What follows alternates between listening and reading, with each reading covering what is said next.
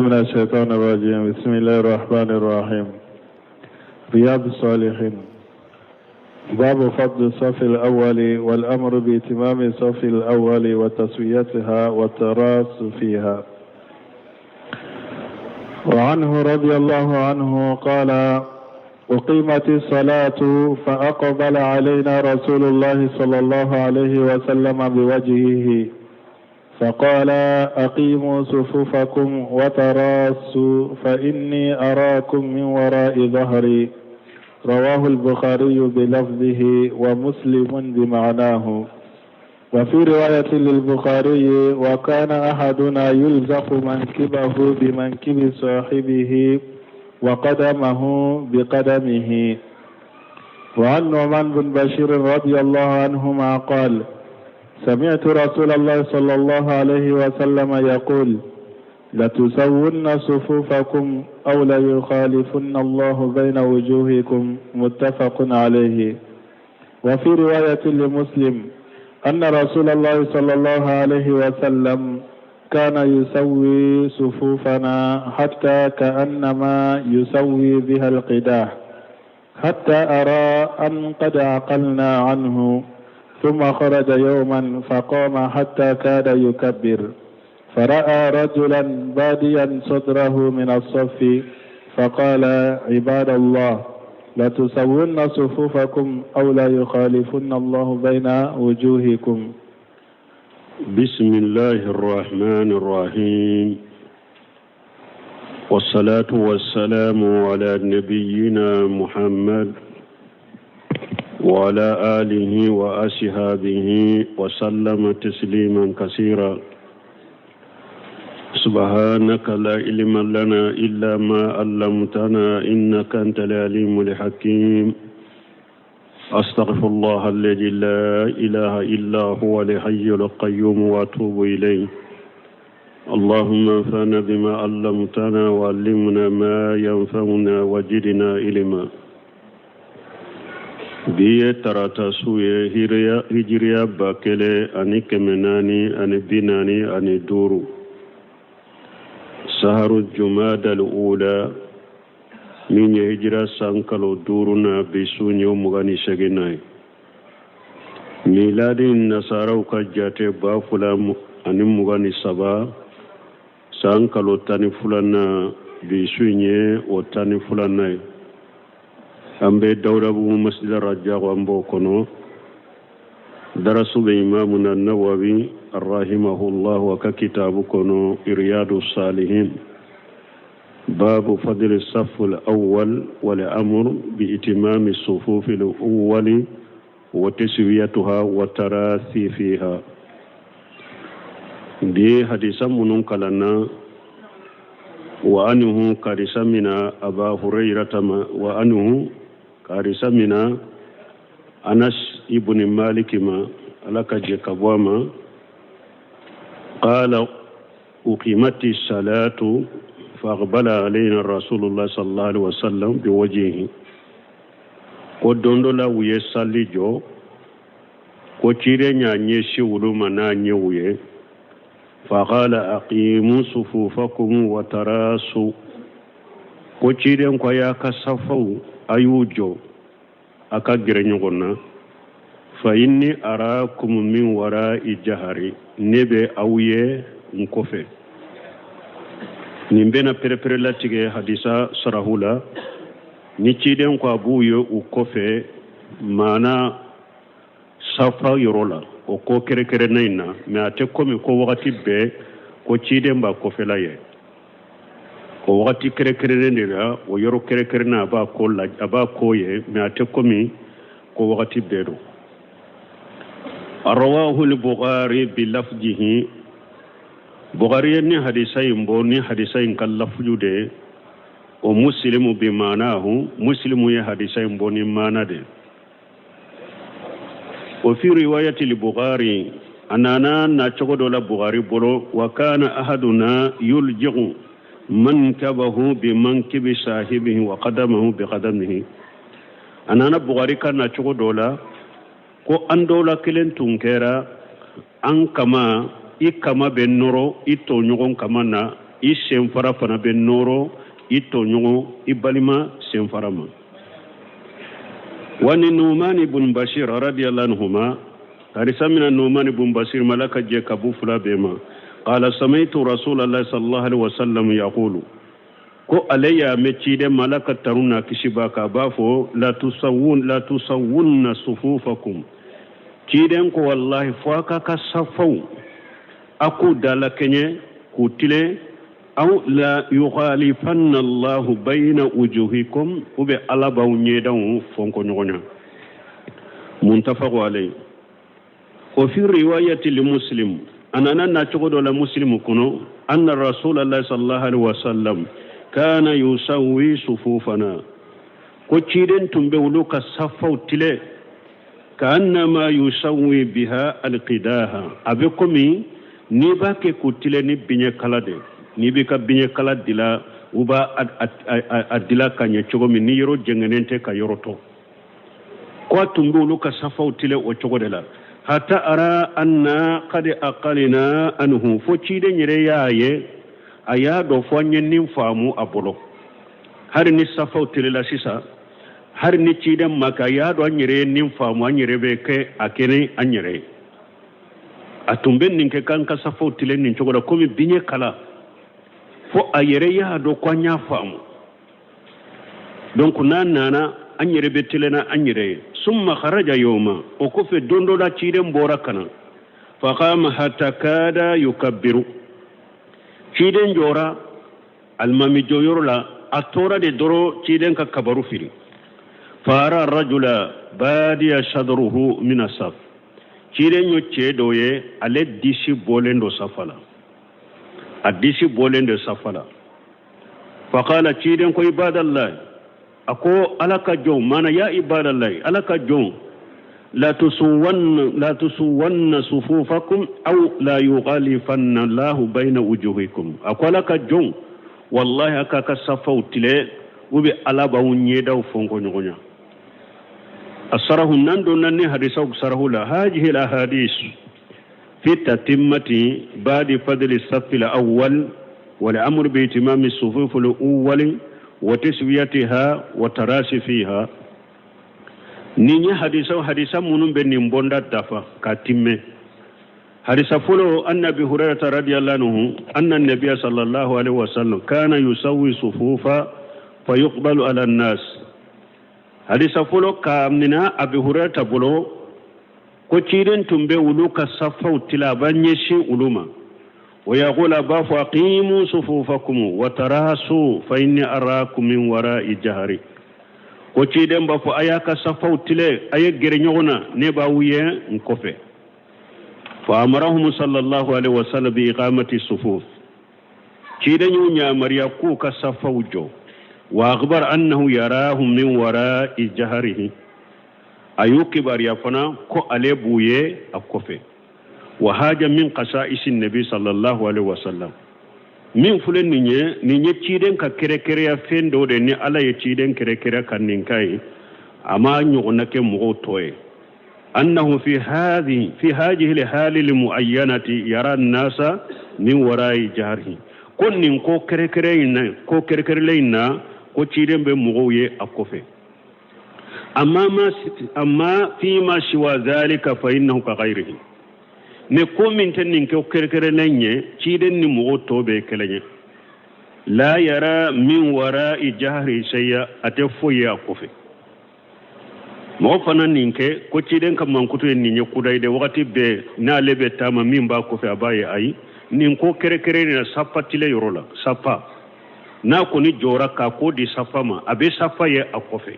o ko kerkere ni na ala ya kerkere ni nye kanin kai menni nin ko kere ne inte cide ni hadama de un tobe de kelenye ate foya kofe wa akhbar sallallahu alaihi wasallam fi hadith numan ibn basir cide nya ankibariya numan ibn basir ka risala annahum inma antu sawu sufufa ko e wasebun silamu fo uku ka safautile aw yughalifanna Allah bayna qulubikum ubi alaba wudusukum abu fonko nyonya fa qala ibadallahi لتسون صفوفكم أو لا يغالفن الله بين وجوهكم. واختلف العلماء في قوله بين وجوهكم دونك باو ينيغون سوسو ناكو أو لا يغالفن الله بين وجوهكم دونك باو ينيغون سوسو أمانا لا. فقيل لمعنى أن الله يؤاخذهم بأن يجعل وجوههم نحو جهورهم فتلؤوا الأعناق دو كل نيني مونيه akaka safautile ube alaba aunye dawo aba fonko nyonya ko do ko alla nyine munye ko alaba wala la jaba kinya yelema ka bilay torna mana kinya yelema ki kun yelema ki kan jenge ki kun e kan tromi kan nyaw yelema kata utona katona tinyofe ko do ko hadisa illa nyine wode ni safau matile alaba wala jaba kan ninke awla. وقيل المعنى بين وجوهكم أي بين وجهة نظركم دو كل لا معنى يموني معنى كاكا حكلنا وبنيون كرو كافون كنيون حكلنا ولا وهو كالحديث الذي سبق ولوكو كن بكم حديثا من تمناني لا تختلفوا فتختلف قلوبكم أكنا نيون سوسو ناكا دسكون فنبي نيون سوسو. وهذا المعنى أصح ورجه ابن سمير رحمه الله أكون نمانا دي كاكنة نمانا دي كاجري نمانا دي كاجري مانا يا كسافو تولي أبي على بود دسكون فنكو نيغونا. ومعلوم أن اختلاف ظاهر يؤدي إلى اختلاف الباطن أكو أدونيندو هذا ما دي مناو كاكنة منا أكا جاهرو فنكو نيغونا ردرو أكا كونوناو فنبي نيغون بلا. فإذا اختلف الناس فيما بينهم جاهرا ni hada madaw ñogon soso ko munum be keneka nu ye ñogon soso wala doro ni ñogon ce doro adda zalika ila ikhtilaf alqulub o be hada madum wala katam jumana dusukun fonko ñogon ale wa ida ikhtalafat alqulub ni dusukun fana e ñogon soso sara sarru wal fasad wal yaidu billah o be labaka ke ko jugude ani tinyali ambe Allah tanganya la kan kisoma wa khulasatu hada albab kullihi nim babu be Allah nyini munye kasurunya annana ma'muruna bi taswiyati sufuf ala nahwi tali nim bonda imbe la nyini munye kasurunya anya maralendo anka safautile tile chogo juma anka safautile chogo la chogo mumbe nafo awala taswiyatu saf bil muhajat فلو أنك صفوت تله مانا أنك كنيو نيتله لا بحيث لا يتقدم أحد على أحد مانا بيكا كنيو نتله لا نين كنا تنيفه نيمبكو في نيمبنيفه أبيكا تله نيونا. ولهذا كان الصحابة رضي الله عنهم نيندو كوسو شيبو تنكر لك جنبوما يلشق أحدهم كعبه بكعب صاحبه ودولا كلميني أكا alikaba kuru be joshi ato nyon ka alikaba kuruma o man kebahu bi mankebihi o dola kelen fanan kama abe joshi ito nyon ka kamana o fi haja li wasf dalilu ala fasadi fahmi ulaika haula alladhina idha waqafu fi saf ba'ida bayna arjuluhum do semenu ko saybo ka tawa safu chogo min fulan ninye ko nimman kutu min fulen ni na atumbe sebo bolo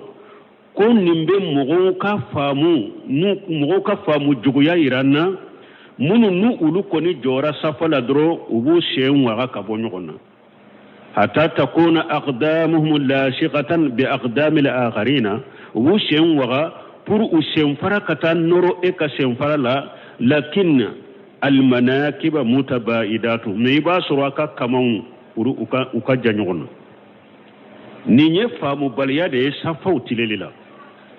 shebo tumbe minke shenfara u sheumbe noro nyogona kama umbe noro nyogona ulu afula bere tumbe ke ulu bolo me do ka famu baliya an ka safau kono shembe waga a shenfara u noro lembe nyogona me kama u kajja nyogona o ya famu juguya de حتى تكون أقدام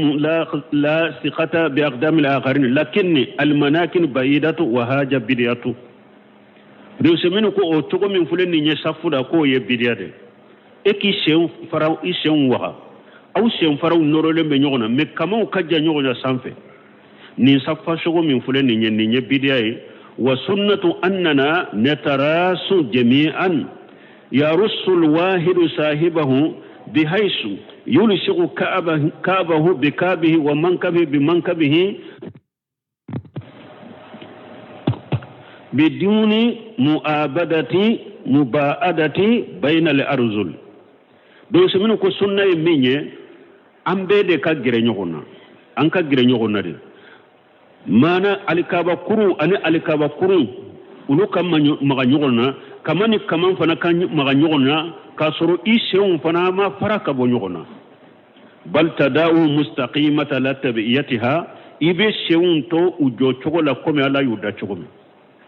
إلا دا جون شغل يمينه إبه شون جو شغل دلا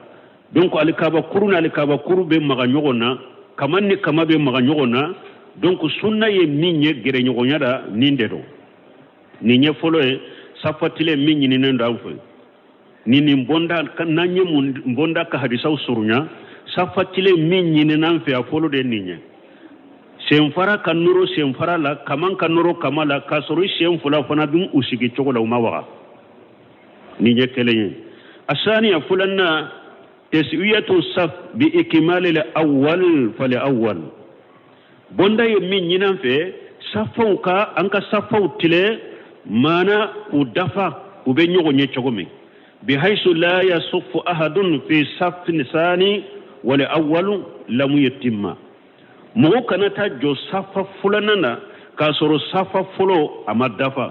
أو في ثالث وثاني لم يتم mo kana ta jo safa sabana fanala kasoro safa fulanna binye amadafa aw fi rabi wa salisu lam yutimma aw mo kana ta jo safa aw nani na fanala kasoro sabana binye amadafa wa hakada ile qikata anyo fana famu bondala safa tile to ya fulanna bondala min nyini nanfe fulanna de fulanni nye safa folo ka dafa de folo mo kana ta jo safa fulanna na kasoro folo madafa fo safa folo bede ka dafa wala abe safa fulana damina ni safa fulana fana damina na amadafa mo kana ta jo safa sabanana kasoro safa fulana madafa ni safa fulana fana dafara abe sabana damina mo kana ta jo safa nani na fana la kasoro sabana madafa kata fo kata safa ulaba ni nye fulana asalisa sabana أن الأولى إذا أستمع الرجال والنساء أن تبتئد النساء عن الرجال فإن خير صفوف النساء آخرها وشرها أولها سبنا من ينام في نمبوندا كونو أكاد سوي من ينام في من كاكا تيون نموسو وكا جانيا كابونيو نسالي رولا أنكا تيون نموسو جانيا كابونيو anyo soro yoro juma parce que asorola hadisa ukono chidon ko muso ka safa min kanyi katemu ka safa beka ka safa laba uka safa min ka jugunu katemu ka safa beka safa folo munna safa folo ni ewa chew kaso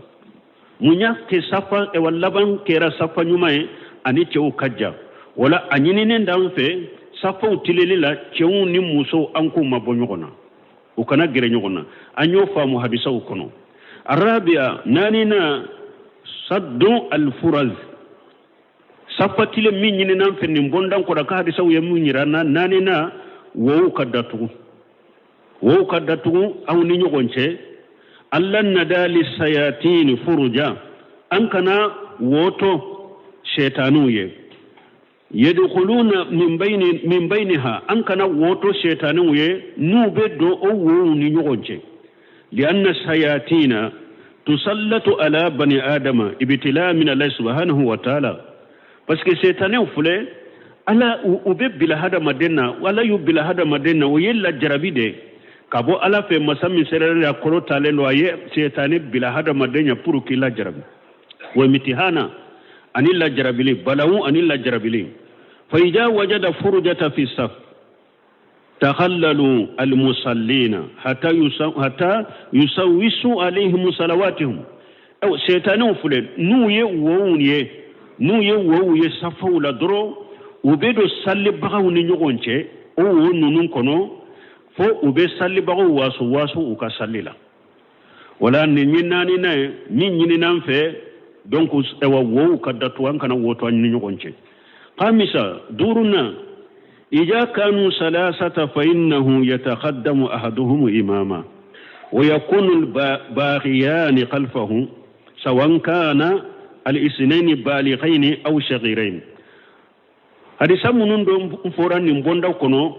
ناني ناس دورنا سفاكولا ويايرانا نمو ناي سبادي أبي سالي كلين دي بيتمي أونيا كاكالي مامي فلا أو بيجوا كوفي نمو فلا من بيجو ni almamin kofe o kera mogo fulayo o baligo yarawo ikara mogo fulayo demisenu dewo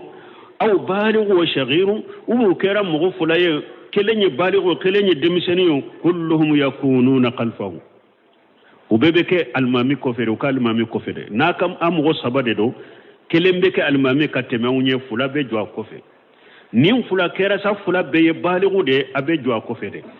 aw fula be kera demisenu de fana ma balo gabe jwa ko fere kelenye balo kelenye demisena ma balo afula be jwa ko fere chogo bela لأن ذلك ثبت عن النبي صلى الله عليه وسلم في صلاة النفل parce que o sabati la chide mbolo nafila sallila wa salatu al-fard mislu salati an-nafl aw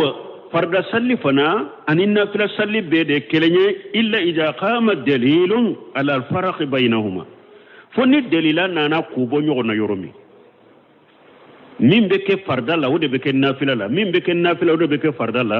nafila salli ni farda salli be de kelenye fonni delila nana kubo nyogona yoromi wallahu almuwaffiq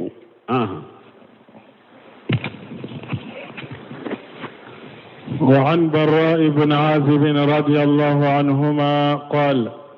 كان رسول الله صلى الله عليه وسلم يتخلل الصف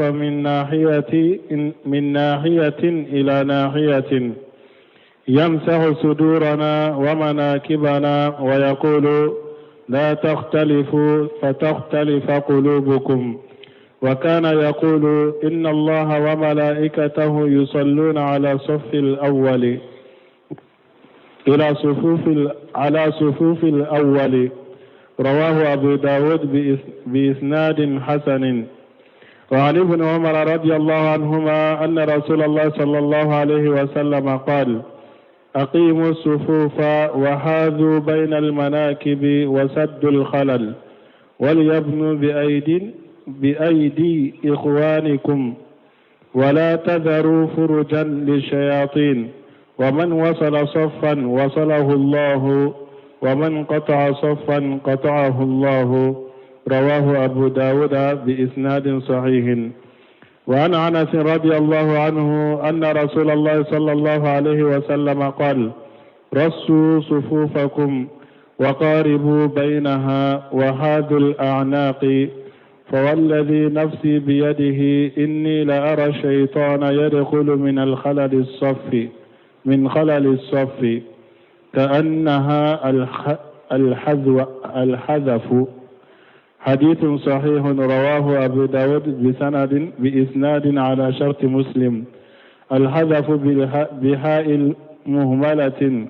وذال معجمة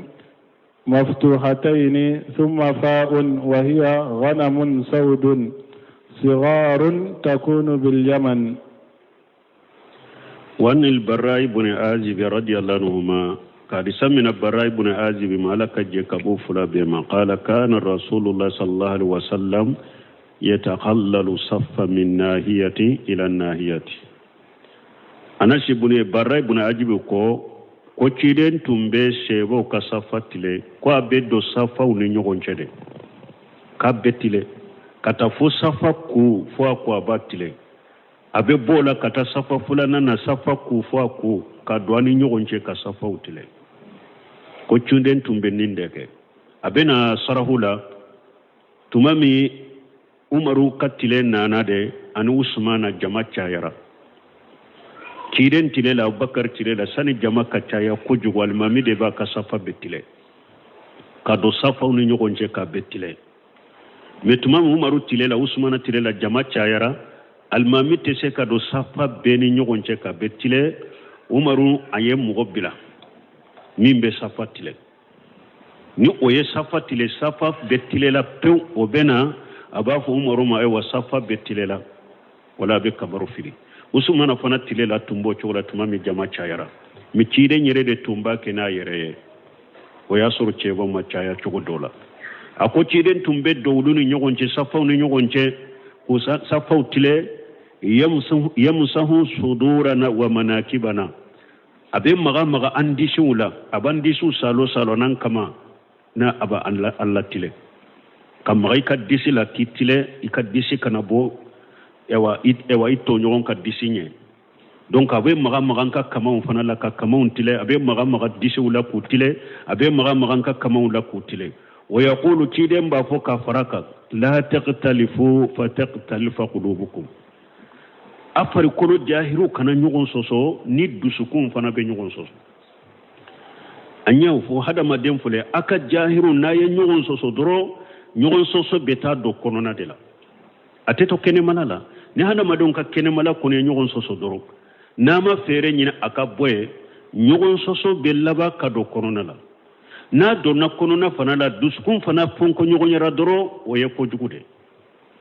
o ye tiɲɛli ni kojugu de ye silamɛya la wa kana yaqulu kiden tun b'a fɔ inna allaha wa malaikatahu yusalluna ala sufufin al-awwal ko ala n'a ka malikɛw k'u bɛ duwawu kɛ safa fɔlɔ ye ala ka duwawu ye mun ye ala ka salli ye mun ye hadamaden ka danfɛn ka k'i tanu malikɛw ta ye mun ye ka duwawu k'i ye ala bɛ safa fɔlɔ ala bɛ tanuni kɛ safa fɔlɔ kan ala ka malikɛw bɛ duwawu kɛ safa fɔlɔ ye arwahu abu dawuda bi isnadi hasani abu dawuda ni hadisa in bɔ ni sanadu ye sanadu min ni aka kɛnɛ wani ibn umar radiyallahu anhuma karisa min abdullah ibn umar malaka je kabu fula bema anna rasulullah sallallahu alaihi wasallam qala aqimu sufufa abdullah ibn umar ko ciden ko laka tanuna kisibaka ayi safaw jo ayi safaw tile wa hajju bayna al manakibi akaka kamon bila nyogon tile la wa suddu li qalala aye wo datu wa suddu al qalala aya ajanto ni yoroni amma ko bena salafo nyefe wa suddu al qalala aye wo datu wa linu bi aydi ikhwanikum aye noya abalimo bolo mana safatile la munum be na magaraila karasa na nyefe karasa ta kofe ire to abolo ire noya bolo na magaraila dro kana ire griya bolo kiba aye noya abalimo bolo la nuba utile wala tajaru furujati lisaitan akana wo to shaytanu ye wo safa ni nyogonje akana oto shaytanu ye man wasala saffan wa man wasala saffan wasalahu Allah ni mugo ye safatu ala bitu mana eye wodo ye safala e gerli tige e wa ito nyoma ka woinda tugu a ube eye woye safala e bora kofe kana woinda tugu ala bitu aba kan nema tugu ya ala bitu o man qata saffa qatahu Allah men ni mugo fana ye safati ala bitige mana eni mugo tumbe nyogon kerefe e yima boama ka wo bo ani nyogonje hari nu yu samakana ewa ube umagari la koy kana yire mabwama ka wo bo ala bitige ibedo ewa chide nya kankari madam min fo ibedo akono ala bitige a ni mugo min fana e tumbe safa de kono e bora safa kono ka wotoye ko e korola doni doro parce que do e magaru la doro be safa to e bolo yere ka bo kata kofe e bora yurumi ka wobo ni alama farika ibe do ni hadisa kankari mada kono ala bitige ni hadisa ro abu dawud bi sinadi sahih abu dawud hadisa yumbo ni sanadu min ka kene wani anas radiyallahu anhu anna rasulullah sallallahu alaihi wasallam kadisa min anas malaka je ka bama ko laka cida laka taruna kisibaka qala rusu sufufakum أقوى كسفو أي جرنيون كسفو لا وقاربوا بينها أكسفو فنا جرنيون مانا نفني فايدة وريرانا جا سفو كنا ما بنيونا safa do bea safa beta jofo yanfe metri jolibani nyokonche la ofana kanake aye safa grenyo ay grenyo na ka safa kono e pe safa fana yere ka grenyo na ukana mabonyo na kojugo me safa kana grenyo na choya dola fana ni hada madenti sega ka sujudi dafalenke odi ato mugo ko safa greli nyogo na hada madenka sujudi dafale hake ofana kasoro akana soro fana safo ka gere nyogona fo har ni ebe sujudi ke kanka sujudi ke anyema chogomiti se foni yere kuru o fana te safo kana mabo nyogona ko jugu u kana gere nyogona ko jugu fana ni sujudu te se ka ku u chogola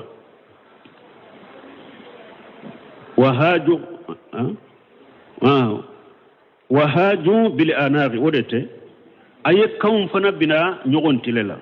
kawun kana fonko nyoya nin kambe nyefe nin kambe kofe وكانك فوالذي نفسي بيده تشيدن كون كلنني مساي نين يا مريم مسامين بولو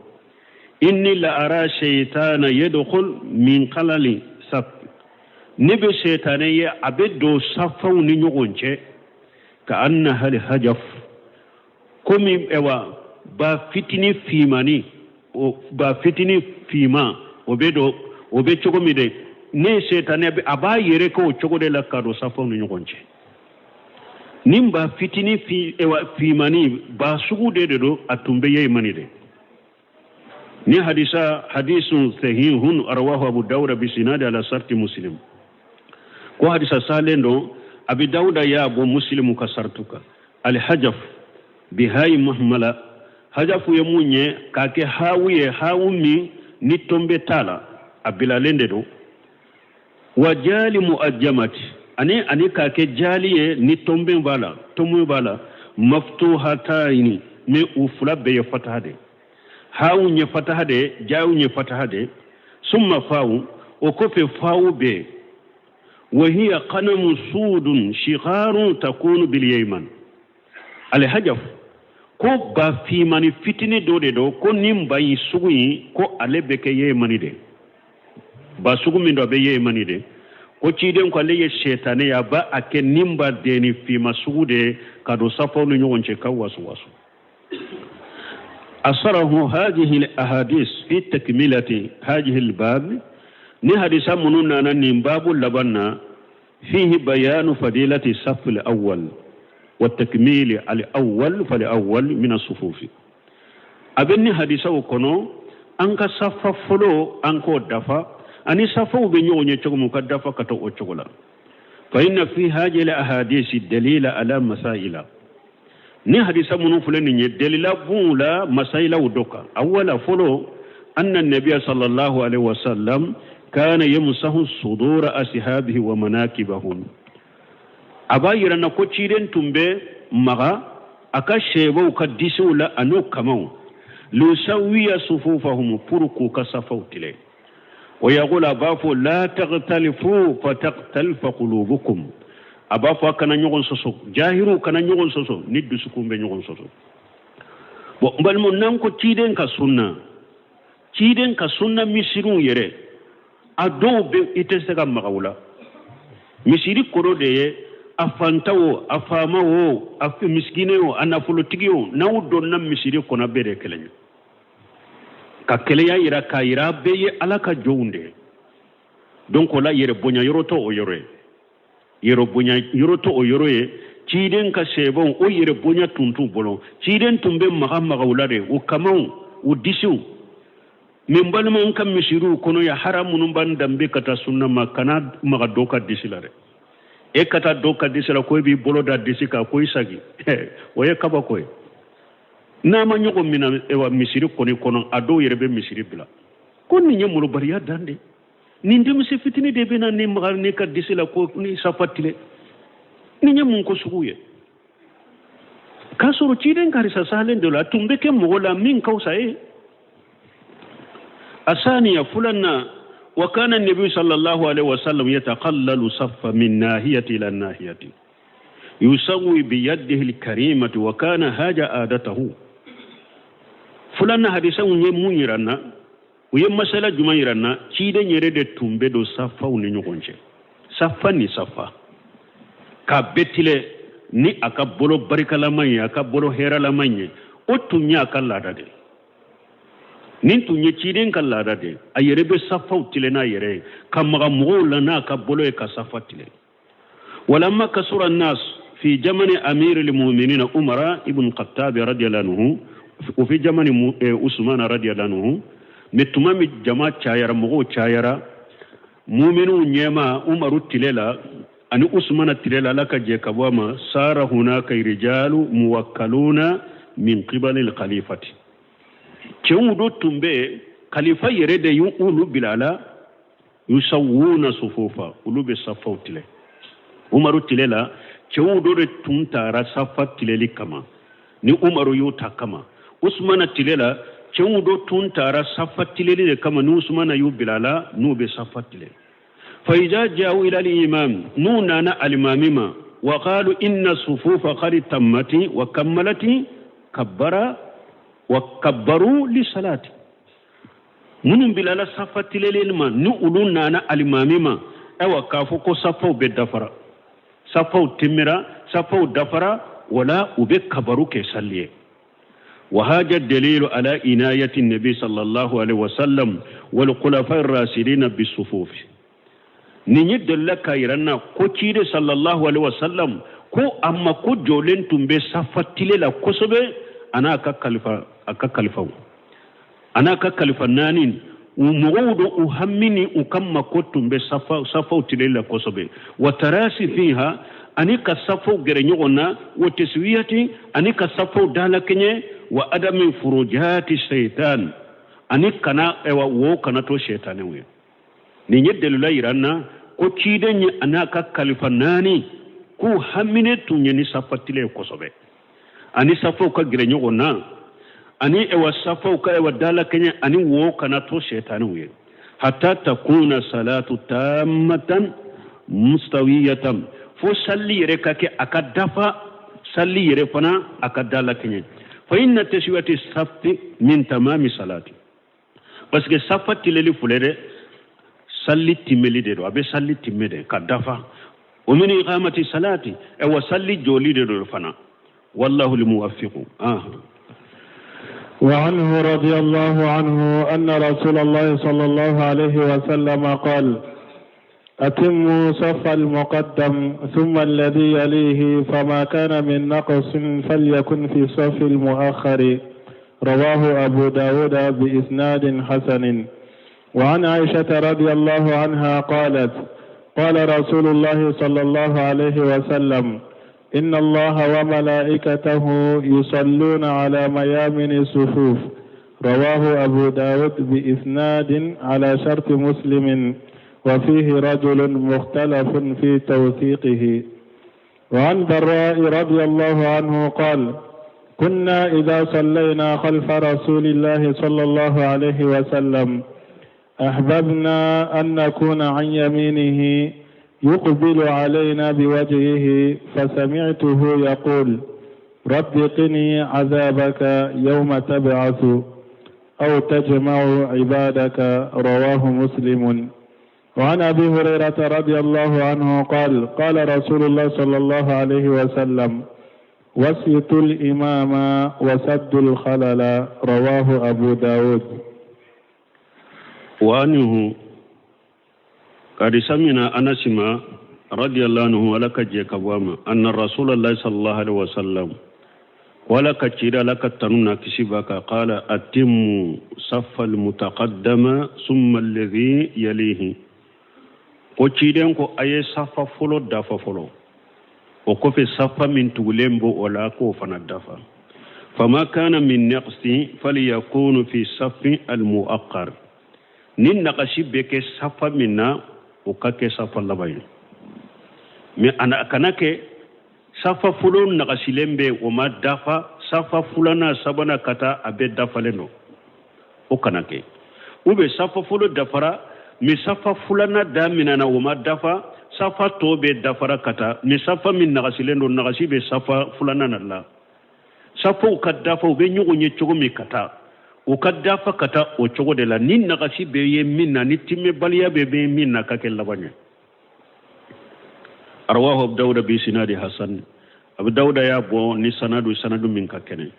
wani aisha radhiyallahu anha كارثة من أنباء مالك جيكابوما قالت قال الرسول الله صلى الله عليه وسلم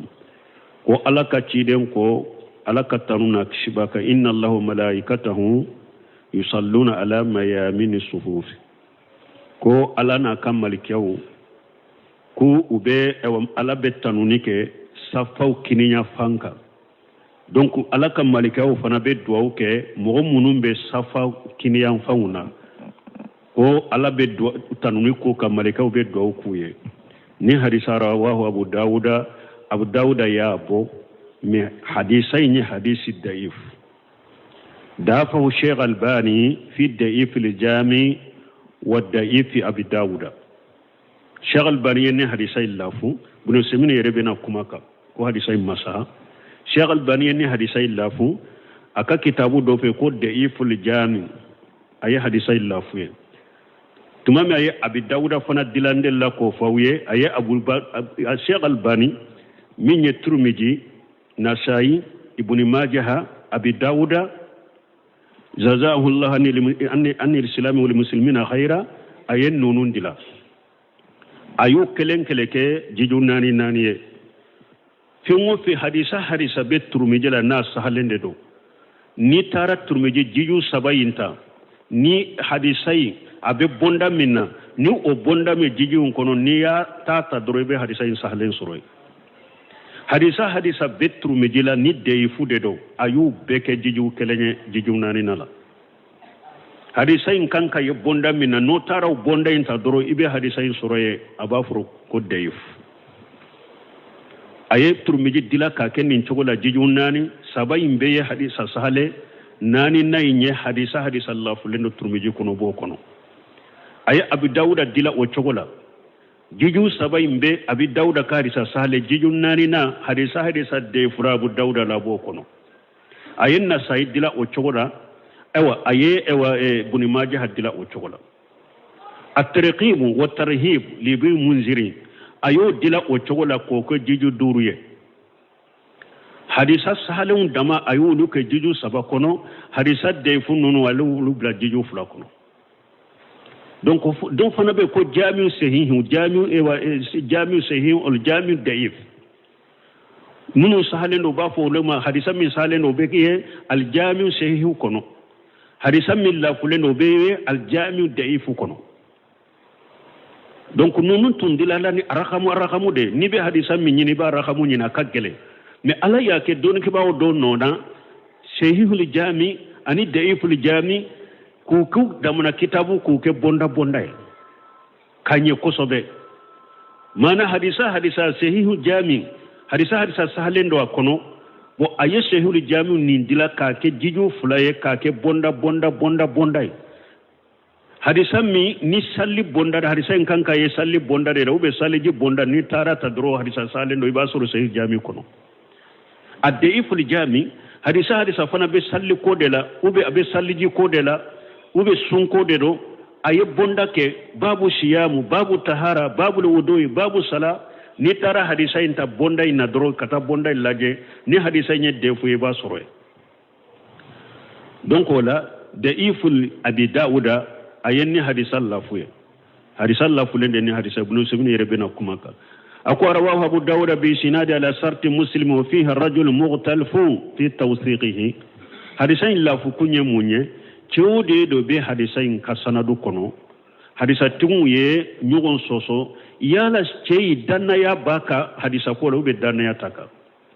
حديثا دومباغو يه نيغون سوسو لتالا دونك مجهول دو امادو حديثين لا فرا حديثين سندو مغفلا بسرو حديثين مجهول الحال منن كلا حلاما دو دونك ودي ياتو حديثين كرد ديفوي وان البراء رضي الله عنه قال كنا اذا صلينا خلف رسول الله صلى الله عليه وسلم ko ulutun kera nulu be salli ciden ko fe ala kataruna kisibaka ahababuna an nakuna an yaminihi ku uluba kanu kake ciden kini de la yuqbil alaina bi wajhihi pour ni ciden nye salamu bila abenye se amma na anyewuye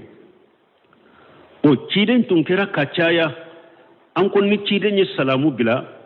ka nye silen to korom astaghfirullah astaghfirullah astaghfirullah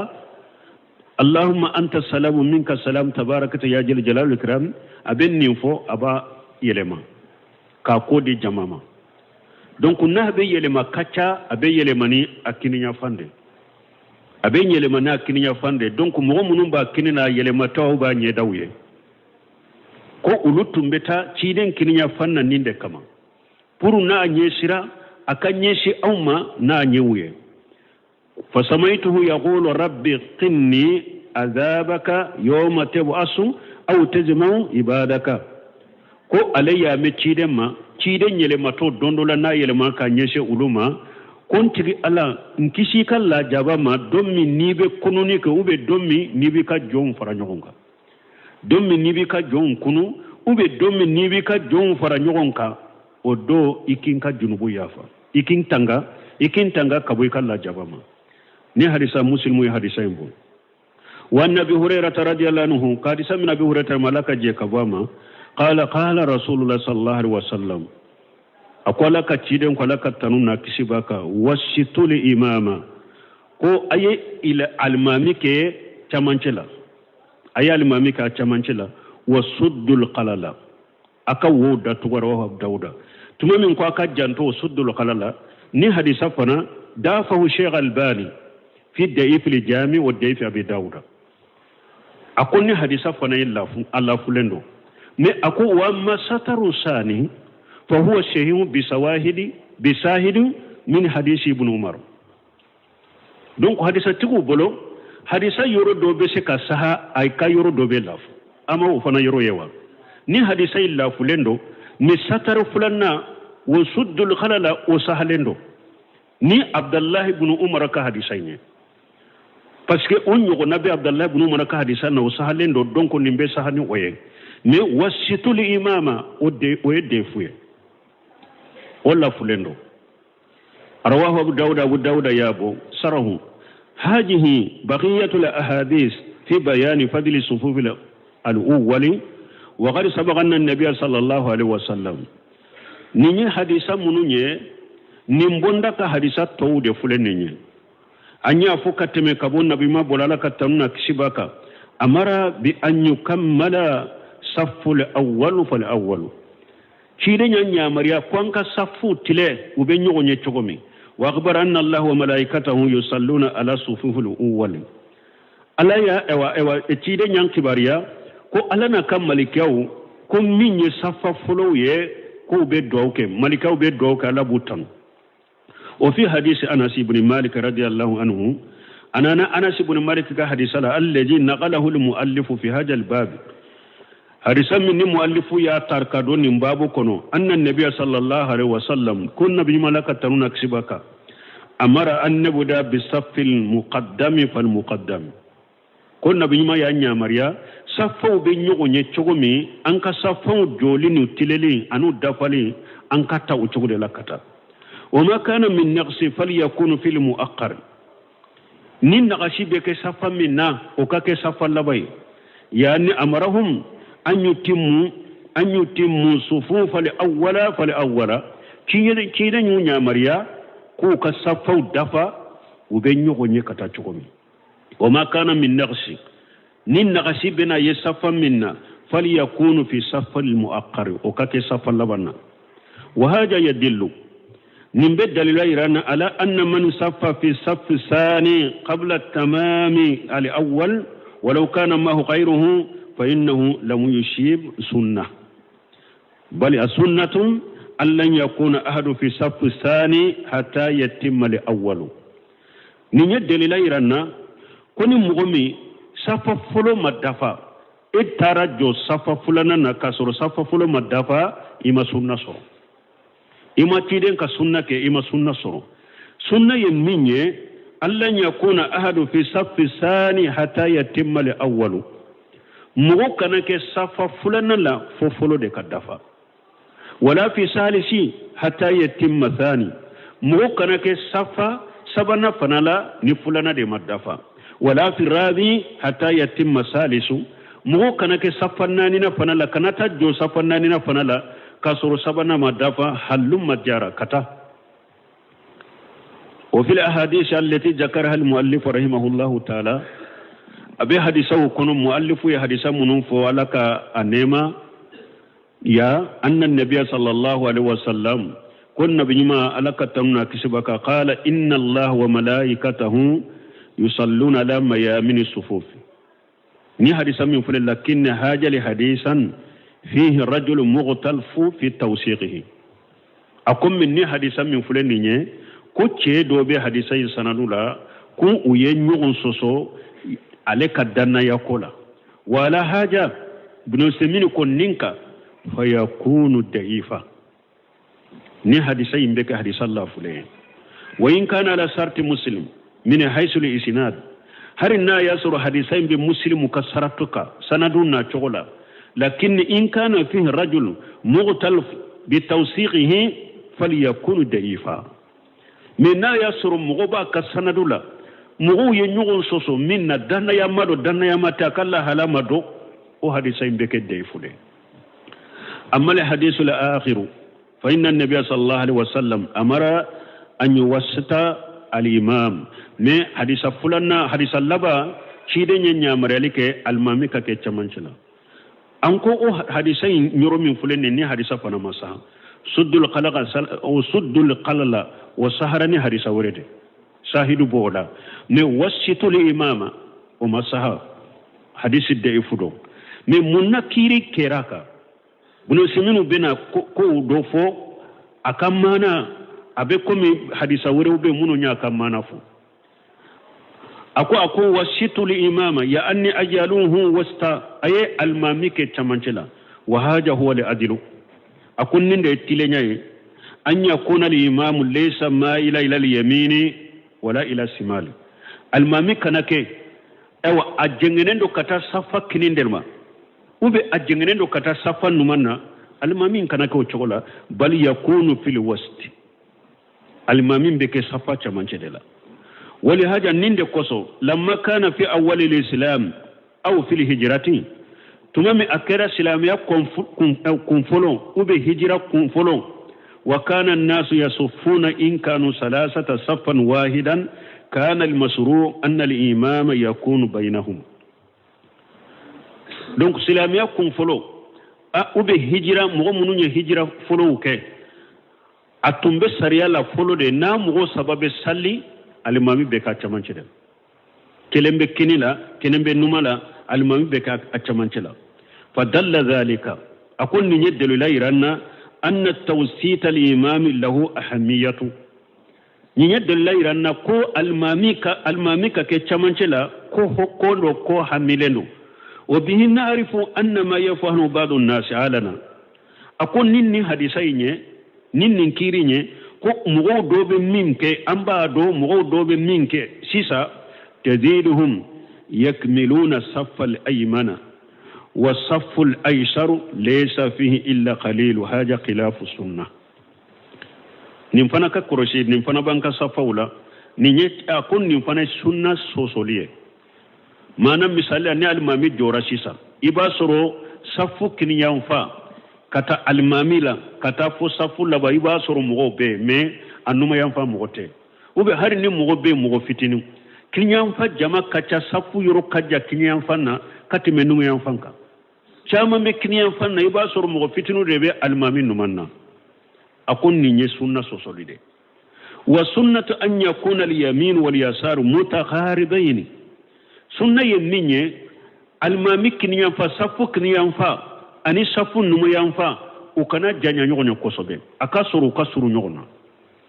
akana soro kini yanfa kajja kojugo katemenu yanfanna وكاجسر نغنيا ودي سنة فإذا تساويا فهنا نقول على من أفضل مسيسا نسافو كني ينفع أنا كني ينفع نوما ينفع نو بدال كني يرى ما أنا موحكم من بالمامي كني لا safula ani mo hakke min be almami numa la safula nu yu pese nyonya o be de kelenye wala ikata nu e wakinila o kanye sisa mais sisa ni e ya sura safu kini yanfa o kajjakata mais numa yanfa mo chama te na numa yanfa ndela pour almami kasoro chama shela mais ni kini yanfa mo munum be numa yanfa mo munum be dala kenendo ta kinila kini ya kausa wala nu be dala kinila fa in jara rajul aw rajulain fil ayman fala basa mais kini yanfa ko ni na kini yanfa jama chayara katema nyuma fanta ka ni mo kele mo fula nyona bashi tola amma an yakuna safu al-ayman tamma wa al-aysar laysa fi illa qalil fa hadha khilaf sunnati mais akake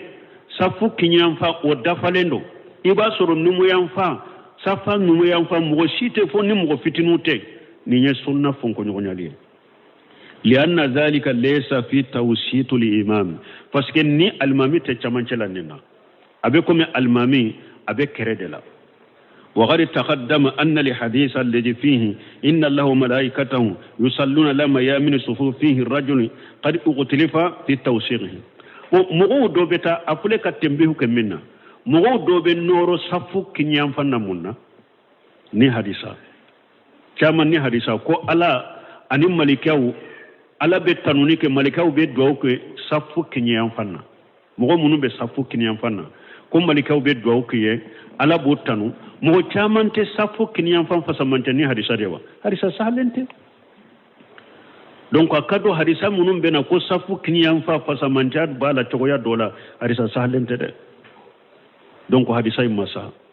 donc ni ko ni nana wala ni ewa kinyan fa numan fa be dala kinyan kata kinyan o kinina o de kanyi mana hadisa wurin nana munun bayira ko fenwo fenye batone ko nyuma yere ciren tumbe kinin ko de kada ye katyo numan kola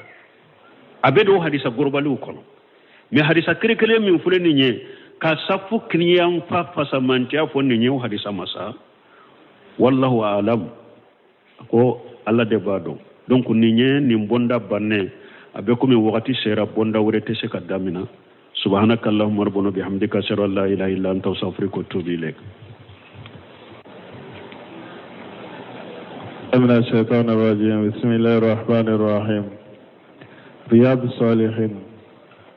باب فضل الصف الاول والامر باتمام الصف الاول وتسويتها والتراص فيها. وعنه رضي الله عنه قال أقيمت الصلاة فأقبل علينا رسول الله صلى الله عليه وسلم بوجهه فقال أقيموا صفوفكم وتراصوا فإني أراكم من وراء ظهري. رواه البخاري بلفظه ومسلم بمعناه. وفي رواية للبخاري وكان أحدنا يلزق منكبه بمنكب صاحبه وقدمه بقدمه. وعن نعمان بن بشير رضي الله عنهما قال سمعت رسول الله صلى الله عليه وسلم يقول لتسون صفوفكم أو ليخالفن الله بين وجوهكم متفق عليه. وفي رواية لمسلم أن رسول الله صلى الله عليه وسلم كان يسوي صفوفنا حتى كأنما يسوي بها القداح حتى أرى أن قد عقلنا عنه. ثم خرج يوما فقام حتى كاد يكبر فرأى رجلا باديا صدره من الصف فقال عباد الله لتسون صفوفكم أو لا يخالفن الله بين وجوهكم. بسم الله الرحمن